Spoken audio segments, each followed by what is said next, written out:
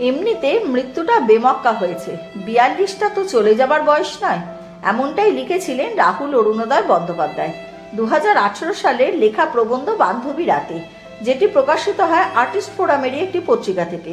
কথায় আছে সাহিত্যিকরা আগে থেকেই নাকি টের পান যে পরবর্তীকালে বা ভবিষ্যতে কি হতে চলেছে। তবে শুধুই কি এটা তার কল্পনা ছিল, নাকি এর সঙ্গে কোনো ভবিষ্যৎবাণীও লুকিয়েছিল? তিনি লিখেছিলেন, মৃত্যুর পর নিজেকে বেশ রাজকীয় লাগছে। এমনিতেই মৃত্যুটা বেমক্কা হয়েছে।